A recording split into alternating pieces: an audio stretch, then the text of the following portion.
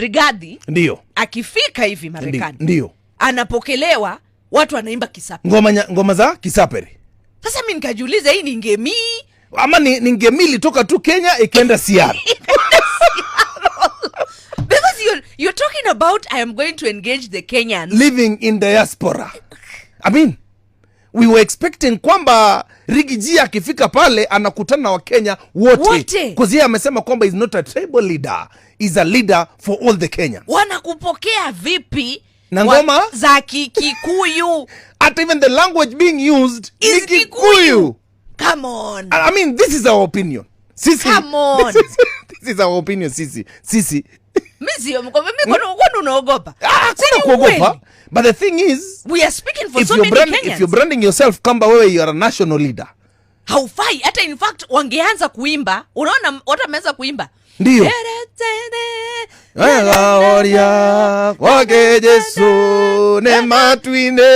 Unafaa immediately useme hey, stop. Asanteni. Wacha tupige kwanza mwanzo. Tuimbe kitu watu kila mtu ataelewa. Tuanze hata na wimbo wa taifa. Ndio. Na tuimbe nyimbo za Kiswahili ambazo kila mtu ataelewa. So that tutoe Wakisii kutoka Minnesota wakuje. Tutoe wale ambao wako kule Alabama waje. Labda ni Wagale waje. Tutoe pia Wajaluo wale ambao wanaishi California waje. So that ikuwe face of Kenya. Iwe a national event proper. Ama kulikuwa na Rorashuo Seattle. That was a game. Ama ni ngemi tulipandisha Seattle. Hiyo ni ngemi. Hiyo ni ngemi. Mtu hata niambia kitu mimi. Because amesema I had a fruitful engagement with Kenyans living in diaspora. Who are those? You are speaking in Sapere. Bro, you mean to tell us all the Kenyans in diaspora wanaelewa Kisapere? Mimi nasubiri Rigiji ashuke hapa Coast apige azungumze. Nasubiri afike hapa Narok, nasubiri afike pale Bomet ama Kericho, wherever, so that tuone kwamba yeye ni national leader. Akifika huko si ataanza kutuambia hi cousins. Anatuficha tu kutupaka mafuta kwa mgongo wa chupa. Lakini kama ni national engagement, ndio tuachane na lugha ambazo ya nyumbani ambayo ina segregate few people. Exactly. Because when we're talking about Kenya, ndio hapa tunasubiri 47 tribes speak for now. I agree. Tuko wengi. Ndio. Is it 47 or 53? Kuna zile wale sana wale wanasema kwamba we are marginalized. Wengine wanaishi hata kule hasa hilarious. Waliongezwa hapa na pale. Ndio. To make it fruitful. Na so that we can foster ile unity ambayo tunazungumzia kama wa Kenya. No, Rigathi need to realize that he has the mountain with him. He doesn't have to talk much and punch again about the mountain. He already has the mountain. He actually needs to be seen to be more accommodative to other communities. He needs to be seen to be advocating the same energy he's using for the mountain. He needs to be seen to be advocating for the people who are evicted in other areas. He needs to be seen to be advocating for the forgotten communities of this country. Yeah, if really he's a national leader, we need to see Rigathi Gachagua use the same energy and stamina to fight for other Kenyans other than just the people of the mountain. That's my take. Mm-hmm. He may like it or not like it, but I think that to me that's my approach. He has a very good he has a good way of pushing issues. In our community we say ni kimoda. Kimoda ni mtu ambaye akona njia za kusukuma, za kufanya kazi na kupata ile anataka. He has a way of doing things. We have come to the treasury and the coffers are empty. Many months later. Did you guys really find empty coffers? There was enough to get the country started. There was enough money to get the country back on the feet.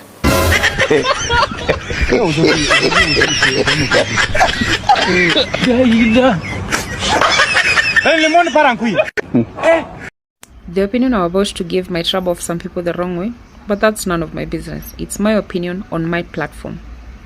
Gachagua'S is not an option for us and can never be an option for us. Neither is Ruto, neither is Matiang'i, neither is Raila, Kalonzo. Hawa watu wenye wote wamekuwa in politics since before some of us were even born cannot be the option that we are seeking to move our country forward. They cannot be. Also, the MPs we have right now in parliament all need to go home. All those MPs are linked to all these different political kingpins, as they call themselves. Na wakati ikikuja ni wakati wa kukula, they all eat on the same table and none of them remember that they're supposed to be speaking for us. Juzi waliongezwa mshahara over 360,000. Kila mtu akaongezewa monthly to their monthly salary. Did any of them speak up about it? Kuna mtu ulisikia amesimama akasema, "Oh, hiyo pesa hapana, staki, rudishieni huyo wananchi." None of them did. What they did was distract us long enough for us to forget that they are eating from the same table. And they have become so good at the art of distracting us that wanafanya tu vitu and then they come dramatize for us kidogo, tunasahau. That is why we need to start thinking with our heads and seeing things for what they are and not being emotionally attached to certain politicians that we forget our senses. What we need is to do away with the whole lot. Just have an overhaul of all of them. We start afresh. We need a fresh start. That is the only way our country is going to go to the places we are hoping we can get to. Raila ametuambia vile Uhuru ni mbaya. Sisi wananchi amesema. Uhuru akatuambia vile Ruto ni mbaya. Gachagua akatuambia vile Ruto ni mzuri, tumchague wakiwa waine. Kila mtu. Juzi nimeona Uhuru ameenda kwa Ruto, amepewa ma-CS, baadaye ameanza kusema huyu ni mbaya. Raila alisema Ruto ni mbaya sana, ameingia huko amepewa ma-CS. No. Gachagua ametuambia Ruto ni mzuri sana, tumemchagua kama wananchi. Sasa hii tena anatuambia ni mbaya. Kwa hivyo ni kutuchezea, wanatuchezea wote waine. Ile kitu wanatuchezea ndio nimekuambia sasa tumerefuka. Na hatutaki kufuata mtu yeyote sasa. Mtu afuate mind ya mtu. Sober mind. Because wakati, for example, Gachagua alikuwa anatuambia vile huyu ndiye mtu na amemaliziwa na Uhuru, amefanyiwa kila kitu, sisi tuliona ni mzuri. Sympathy ikaingia pale. Saa hii anatuambia huyu mtu ni mbaya sana na walikuwa naye hapo ndani. Mimi sasa niseme yangu ya ukweli ile mimi nimekuja kuona. Raila amesema Ruto ndiye mtu mbaya zaidi. Sasa hivi wanaitana brother. Wao wanakula pamoja. Juzi Kabogo amesimama akasema hakuna mtu mbaya hii dunia kama mtu anaitwa hii serikali ya Ruto. Sasa hii nimemuona hapa KBC akisema atafunga ma Facebook. Sasa amegeuka, sasa ako pande yetu, ako pande ile. Joho the same, wamekuwa the same. Kwa hivyo hawa ni sisi wanachezea. Mwananchi wa kawaida asipofikiria yeye mwenyewe, aone ile kitu tunachezewa, sisi ni kuchezewa, tunachezewa. Uamue wewe mwenyewe useme huyu mtu sio wetu. Afadhali nichague Rashid na sio wa kabila yetu, tuondoe hiyo ukabila Kenya. Tuseme huyu ni kiongozi, ameperform. Kwa sababu hata hii unaona ikienda hivi 2027, hawa tu unaona watakuwa tu pamoja, hawa tu utaona tu watasuguka, usikie ndugu yangu tumesameheana, tumefanya hii na hii. Unajua ndugu ni moja tu, ni msitu zina change, inatoka Karura inaenda Kirita, wanakuwa tu pamoja. Nimeuliza swali moja tu juzi, nikasema ndio ujue watu wako pamoja wote ni sisi wanachezea akili. Mtu wako worthy 4 billion anasimama hivi anasema I'm worth 4 billion. Unapewa kazi ingine ya kulipagwa kazi hii Kenya. Na mtu mwingine amesoma na amemaliza university yako na mpaka PhD na hayuko kazi, anafanya kazi ya mjengo. Alafu uniambie tuko pamoja na viongozi, hatuwezi kuwa pamoja na viongozi. Kwa ground haitaki hii maneno. Let's get something straight. When I say we are draining the swamp, I am talking of the whole loot present in the Senate, in the executive, in the legislature. There is a certain entitlement that politicians acquire when their positions are not solid. And I will give an example. Leo sina break. Rigathi didn't say anything about fertilizer. Turudi nyuma kidogo. Rigathi didn't talk anything about abductions until he was pinched like this. Until the power he had wasn't solid. That's when he started blabbing. Yeah. Leaders don't pick sides. I'm sorry. You can come at me, I don't care. Leaders don't pick sides. You're elected there to stand for the citizens, not for yourself. That power you have, you got it from helpless villagers, as Weta says. Sawa? Our politicians, all of them there were quiet in some very specific, situations. They were supposed to talk over, walikuwa wa stand na sisi, but until the positions they were in started shaking or whatever the fuck they call it, that's when they walifunguka akili. Ebu pelekeni upuzi mbali. Zashaja, why? I understand this thing about standing with someone who was humiliated and standing for the same cause as we are, but no. Sympathy votes landed us into trouble. You want another round of that?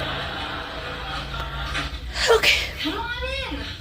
Let's go get caffeine first. I may not say a lot about Wamunyoro's party lounge, but I will say this. Rigathi Gachagua will never be an option for us, no matter how much he contributes to this revolution. Nope. Let me say that, Emmanuel, first, I'm very thankful to be on this show. It's been great to talk to Kenyans once again. I have been quiet because I wanted Kenyans to observe the arena. I wanted to see whether Kenyans have really understood what happened last year. Beginning of last year, we predicted a revolution, and it happened. I wanted Kenyans to, whether they have really understood what happened. And judging by the political players that are going on, they have not understood. In fact, they've gone back to the way it was before the revolution, in many instances. They have not understood. And now is the time we're going to come out. We are now coming to a year since the revolution. We have a budget that's coming. We are going to make sure that Kenyans understand that this is a period for the economic justice. This is a period for that revolution, no other. And yes, we are going to be very active. We are going to be very vocal. We are going to be very proactive. Emmanuel, don't doubt it. So proactive, I'm sure he will raid us 1,000,000 times. He will hurt us try and hurt us 1,000,000 times. Because we are going to agitate where it hurts. Where it hurts. Just so that we make sure that every Kenyan understands this is their time for economic emancipation. You have this one chance, and we're trying to make sure that we bring this election next year, not 2027. How? Oh, you watch. Just watch. And once it happens, people should know why they're going to that ballot. It is for the economic emancipation, the economic justice. And they must understand what we're getting rid of. And we're getting rid of a system embedded from 1920, perpetuated by neo-colonialists, by our African Mubeberu, that we must remove, we must change, so that Kenya is a great nation.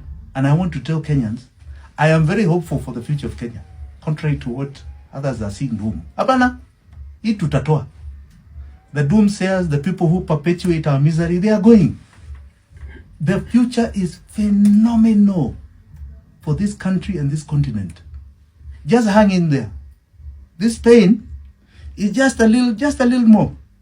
I'm telling you the future that will come, you will not even believe it yourselves. Asanteni sana. Hapo juu niko na Jimmy Wanjigi, party leader of Safina Party. Alafu niko na Willis Otieno, deputy party leader wa Safina Party.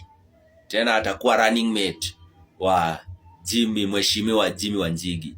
Wakenya wanasema hawataki politicians. Wanasema wanataka managers. Managers ndio hawa.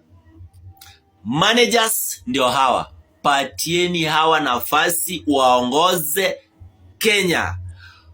October 2025 this year, Jimmy Wanjigi, mheshimiwa Jimmy Wanjigi na mheshimiwa Willis Otieno, tena senior lawyer, wataanza kutembea Kenya mzima. Kenya mzima. Mwambieni Willis Otieno na Jimmy Wanjigi shida zenu. Na Jimmy Wanjigi tunamjua. Kitu imenifurahisha ni watoto vijana Genz wale wako Amerika. Wameuliza Gachagua maswali mpaka mwenyewe wamechanganyikiwa. Anaambiwa isipokuwa one term. Isipokuwa Ruto must go. What else do you have? Leo mtaongea kizungu. What else do you have? What I'm wondering is, if we Genzs don't understand the mountain narrative, how are you going to engage us and find a way to position yourself or position these politics beyond one term and beyond the defense of Mulima. Anaambiwa isipokuwa one term, isipokuwa Ruto must go. What else do you have? Leo mtaongea kizungu. What else do you have? Ile kitu nahisi kuuliza hapa Nairobi. Ameenda akauliza huyo Amerika. Alikuwa anafikiri ataita Wakikuyu wampigie amepata wale wanajua ni nini wanataka. Watoto wetu saa hii wanataka Kenya moja. Hawataki upuzi kwa hapa. To some developing story, Gachagua amejam tu mbaya, amesema anataka pesa yake yote yenye angefaa kulipwa up to 2027. So Gachagua wants full compensation of his salary of what could have been a full 5-year term. That is the ultimatum he has set to the High Court. This is after the High Court has declined his request, has declined Rigathi Gachagua's request to declare swearing in of Kindiki as unconstitutional. But the High Court, of course, has refused to declare that. High Court still thinks that everything was done within the law. On politics and power tonight, we take a look at former Deputy President Rigathi Gachagua'S ongoing tour of the United States of America that has seen him come face to face with independent global citizens who are focused on issues than political theatrics. NTV's senior reporter Ibrahim Karanja interrogates the influence of the Kenyan diaspora, if any, on the political discourse and eventual decision at the ballot in Kenya.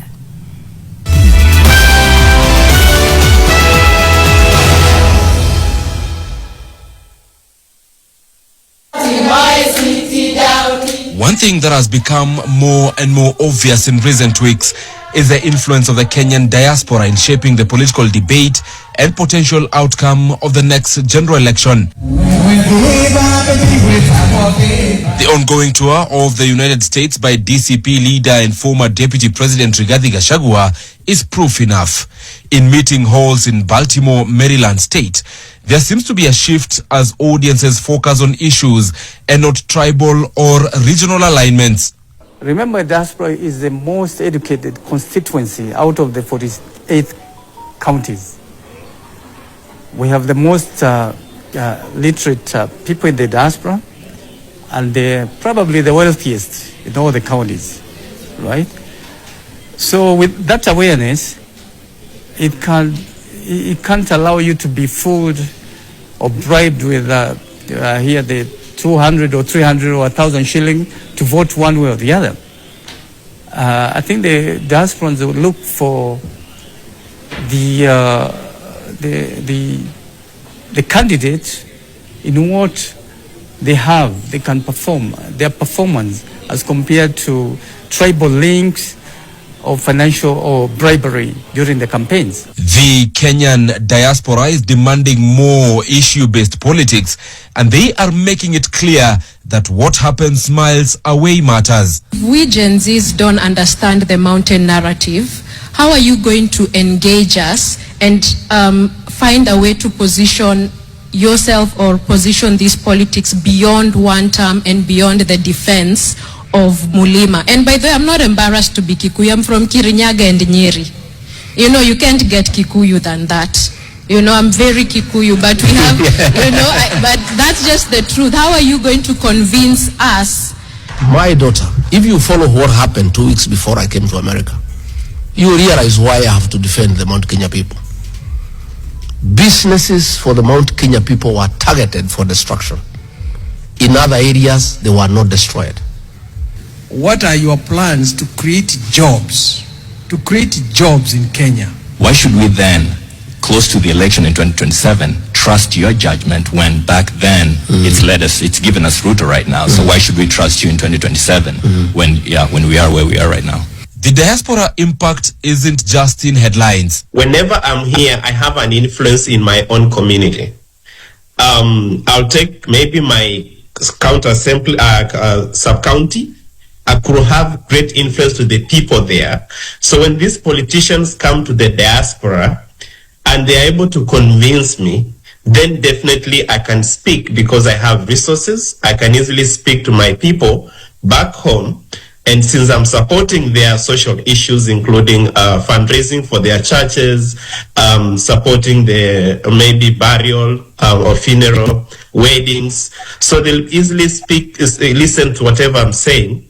And that's why the politicians normally come to us so that we can speak on their behalf in those local villages that we come from. In 2024, the Central Bank of Kenya recorded over $4 billion in remittances from abroad. That is no small feat, and they are not just monetary contributions. They are statements of solidarity and influence. Well, how can we now use the power of remittance to influence the politics in the country? And that is when we have decided as leaders and as diasporians that whoever comes in office must answer some questions for us. Which policies are you putting in? Because if you put in a policy that is affecting our families, let me take an example. School fees. If you have a policy that is affecting our children or our friends back home, then it's affecting us directly because they reach out to us. Most diasporians, out of 100% earning, you realize that more than 50% is sent back home on average. The 2010 constitution allows for dual citizenship, meaning Kenyans abroad can vote in presidential elections, though registration and logistical challenges persist. And while the voter turn-up abroad remains small, like in 2022, where only 6,500 Kenyans in the diaspora cast their ballots, their voices go beyond the voting booths. Through remittances, campaign donations and advice relayed to relatives back home, diaspora Kenyans subtly and sometimes clearly shape the agenda. Their physical numbers might not tip the scales, but their power of influence certainly does. That is why political parties in Kenya put so much effort into quoting diaspora support, or sometimes even trying to limit it depending on their interests. The population now is 4-point-something million now of Kenyans in the diaspora. Now you can imagine if all the 4 million of them voted, that could be a game changer. And I think that's what threatens politicians over here. They don't want a diaspora to participate fully because it's the biggest constituency. We call it the 48th constituency. The bulk of the Kenyan diaspora is in the United States, followed by the United Kingdom, Canada, and the Gulf. Yet registered diaspora voters for the last elections were just over 10,000. So why the big push for the diaspora vote? It is not about the head count. It is about the sway they hold, how they influence families back home, fund candidates, and demand reforms. The current political ongoings in the United States places the Kenyan diaspora as a force yearning for change, not just with remittances, but with ideas. Not just with ethnic or sectoral politics, but with ideals and a determination to see a better Kenya for all, at home and abroad. My name is Daniel Ochweri. I think we have been together. I had an opportunity to run for Senate of Nairobi in 2022 election, and I had an opportunity to be shortlisted as a PS, but the shareholding ilinkata mguu. So these are my electorate right here in the United States. They gave us the financing. We came down and we tried to represent them. You have articulated very well that you're going to be engaging the people from the diaspora. Truth to be told, when you come from the diaspora and go back home, it's a different ballgame altogether. So what guarantees are you going to give us as a former vice president and a presidential candidate when we come from the diaspora? We are not going to be disadvantaged from the status quo back at home. That is a big thesis, Your Excellency. You know, it's something that I was removed from the PS list in the morning. Maybe even you're aware about it. Yeah. So, how are you going to address the issue of shareholding? But then you've mentioned a lineup of people who, in one way or another, have failed the country. You've mentioned Kalonzo, Wamalwa, Martha Karua, and all the other people who are running. But in one way or another, each of them have had backroom deals in the past to more or less further their own agendas. So as the young adults who are thinking at 2027, we don't want a repeat and a recycling of the same tyrants who've been up and up again. What do you tell us if you yourself have said you were the one who gave Ruto the votes to win back then, right? You're the one who gave him Mount Kenya. So why should we as the young adults getting into 2027 trust you to lead us again to another election when you say, what's the word for it? The lineup of 2027 will not be announced until the end, so it's not affected by Ruto. Why should we then, close to the election in 2027, trust your judgment when back then it's given us Ruto right now? So why should we trust you in 2027 when we are where we are right now? Tumekuwa tukisema huyu mtu ni tribalist. We have said that many times. Sasa hiyo imejidhihirisha. Ona vile ako Amerika, anaonana tu na Wakikuyu peke yao. Na huyu mtu, sisi tumekuwa na Wakikuyu. I'm so sorry to say, mtu anataka kuweka watu in bad picture.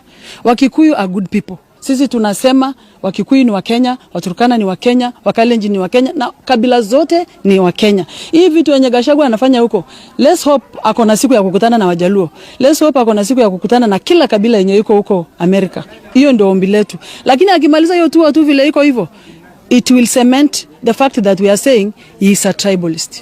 By the way, did I explain myself on the narrative of tribalism? Did I make sense? So what I'm wondering is, if we Gen Zs don't understand the mountain narrative, how are you going to engage us and find a way to position yourself or position these politics beyond one term and beyond the defense of Mulima? And by the way, I'm not embarrassed to be Kikuyu. I'm from Kirinyaga and Nyeri. You know, you can't get Kikuyu than that. You know, I'm very Kikuyu, but we have, you know, but that's just the truth. How are you going to convince us? Because, you know, I'm trying to explain to you the way we see it, right? There is that pride, yes, you know, of being a Kikuyu. You know, but there is also a people who don't see that. And we as Gen Zs are saying we are tribeless and we are fearless. And the politics being done now is the way it was done 20 years ago, 10 years ago, you know, and that is what is really scaring us, because if we divide ourselves, if you say you're coming to the defense of Mulima, then there's someone in, I don't know, Rift Valley or Western who will also say they are going to that defense. And then there will be another group, I don't know, in, where? Coast, yeah, we are going to that defense. It's DJL. Tumejam usijifanye uja notice. Wanadhani ya si bongo lala. Tumejam usijifanye uja notice. Wambie punde imechoka sana. Tumejam usijifanye uja notice. Wambie punde imechoka sana. Tumejam usijifanye uja notice. Get ready, get ready, get ready, get ready, get ready, get ready, get ready. Assalamualaikum. Assalamualaikum. What Wakili is saying, that is the way. You agree to it? I agree. You've taken your time to... Yes, I've read it. Actually, we have done this mathematics here. You're convinced? Yeah. Yes, because in is a specific period of time. Okay. In. So in the 5th year, it says here, section 136(2)(a), being the 2nd Tuesday in August in every 5th year. In every 5th. It's not at the end of... You finish 5 years, and then you now do an election. It says in within the 2nd Tuesday. So the 5th year is between, we were doing our calculations here, 9th of August 2026 to 8th of August 2027. And you want to say that the last day of the 5th year cannot be in? No, but it's specific. The first, second Tuesday of August. All right. So this one falls on 2026. That's correct. You see, because the 5th year runs, it's not it's not a calendar year, January to December. It is, it cuts across August 26 to August 27. So within there, that is the 5th year. So within, and if we understand the meaning of the term in, it is in that time of between that August to the other August of 2027 is when the election must take place. Someone is saying that Railla should not be touched. This is the first person that should go home. Raila worked with Moi, he worked with Kibaki, he worked with Uhuru Muigai Kenyatta. As per now, he's the pocket of William Samoei Ruto. He's the same person who suspended Ruto in 2008 when Ruto was in the Ministry of Agriculture and he sold 7 billion. Raila suspended him. He didn't return those money. As per now, they're working together. Kenya cannot even be redeemed by Raila Odinga. Kenya cannot be redeemed by William Samoei Ruto because he has messed. Kenya cannot be redeemed with the Gachagua and the likes. Yes. We as Genesis, we have 16 million votes and we are not afraid. I want to tell you for free, we are coming one-on-one to meet these people. Bro, coming 2027, this guy used churches in 2022. He gave pastors something small. He gave them some sweets. Pastors gave in and campaigned for him in churches. He came to Mama Mboga. He knew Mama Mboga is having votes because he's having customers. Can lure for them some small fish, some omena. By 2027, Genz have a candidate which is going to meet William Samoei Ruto. But these cocoons, they are gathering together. Nothing. As we believe that those who aspire for leadership should be discussing how to liberate this country economically. Okay. How do you change the lives of our people? Because of what need is it if I'm going to discuss with someone about forming a coalition? And yet, they were part of the odious debt that is strangling this nation. Will they agree to us declaring this debt odious and saying we are not going to pay any debt that was taken illegally, that didn't fund any single project in Kenya? Will they agree to such a conversation? They will not. So let them do their thing. We will market ourselves to the people of Kenya. Our house is self-contained. We have our president candidate, Jimmy Wanjigi, and I'm here, running mate, Willis Otieno. So what are we negotiating with them? So for you, you don't even have to think about who is the flag bearer, who is the... Our house is self-contained. It's settled, it's self-contained. We are talking to the people, and we are doing enough that the people will see in the fullness of time. We don't have to react to what other people are doing. Let them also do their game. We are also doing our own game. Safina Party is purely about economic liberation of the nation. Let every campaign define what they represent.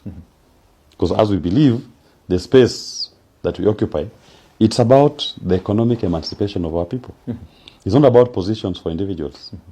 You saw ODM, some of them shouting loud that now they want to be given positions in William administration. That is their right. They can go and get those positions. Because then they believe that leadership is about positions for individuals. We are not in that space.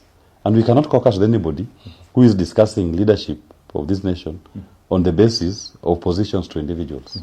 We have a running president and his running mate. We have an agenda. Our agenda is about economic liberation of the people of Kenya. And we invite Kenyans to get into this economic discussion space. Because of what value is it that if Mbadi is on the table, all Luos are full. If Oparanya is on the table, all Luos are full. That's the politics that they know.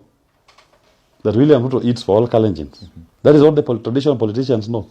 As we are not in that space, as we believe everybody should be rich, the government should come up with policies that enables the individual, wherever he is, to be able to get economic emancipation. But when Badi is sitting there and they are taking illegal loans in the name of the people of Kenya, how does that enrich the poor Luo man in Sindobish, in Omabe? What it means is that now Mbadi must also come up, after taking that loan, he will come up with a new finance bill that increases the taxes, charges, and levies. For that poor man in Sindo, that man who is crying about economic pain, they are going to ask him to pay more in taxes. But Mbadi said that is not the case this time. Write it down. The finance bill is coming soon. They are going to increase taxes, charges, and levies. It is coming. Write it down. That I swear. They are going to increase your taxes, charges, and levies, whether you like it or not. But he can say all he wants to say. But your taxes are going up. But your earning has not increased. Is it a must that the government has to come up with another finance bill? But they have to finance their budget. How will they finance it? Already they have told you that their budget for this coming financial year is going to be 4.7 trillion. Yeah. So how will they finance it? Their collections today on average, on revenue, you are averaging 160 billion per month. Your collections are barely hitting 2.1 trillion. Your debt finance for this year was going to be 1.9 trillion. Next year, your debt payment is at 2.1 trillion. You have a budget of 4.7 trillion. So tell me, how will you finance it without raising taxes? Because it's financed from people's money. So they have to come back to you and ask you to collect, to pay. Yeah. I am the president of Kenya, but the president doesn't hold up. Dissolve! Finish him.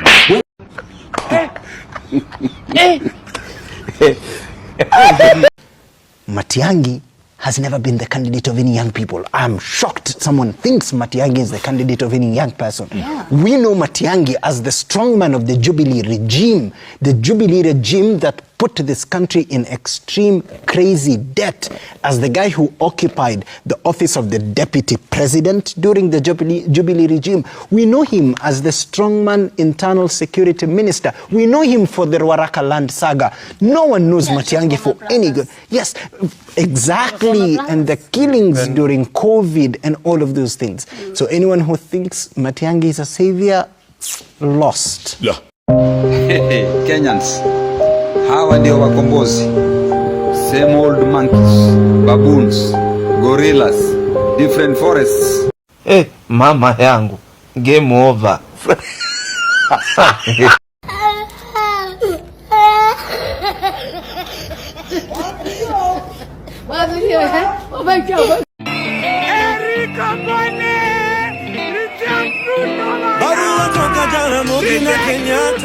Wanauliza kama Kenya na vitu zina happen in country ikifika 2027 na uko 18 plus tukupate bila kura. Ai, utatuambia unaishi wapi? Utatuambia unataka nani apeleke Ruto nyumbani? Kiongozi wa Kenya kwanza ni nani? Ni Ruto. Kwa hivyo shetani katika hii Kenya ni nani? Ni Ruto. Na ueleze mpaka mjilani yako, ueleze mtoto wako, ueleze mjukuu wako aelewe kwamba shetani wa Kenya ni nani? Ni Ruto. Kwa hivyo kila siku asubuhi ukiamka unasema ashindwe. Huyu Ruto mumwambie tumechoka naye. Kama inatakana tubadilishe katiba ni kupunguza miaka ya Ruto, sio kuongeza atifike 7. We cannot wait to get an opportunity kutuma huyu mtu nyumbani kwa sababu kazi imemshinda. You like me, why them a fight me? You like me, throwing a bomb and a bite. Teacher, bomb them, never stop. When you trust them, evil them, we bust them. When you trust them, stay fine, not dose them. When you trust them, hope their man not sub them. In farm, I say ya bust them.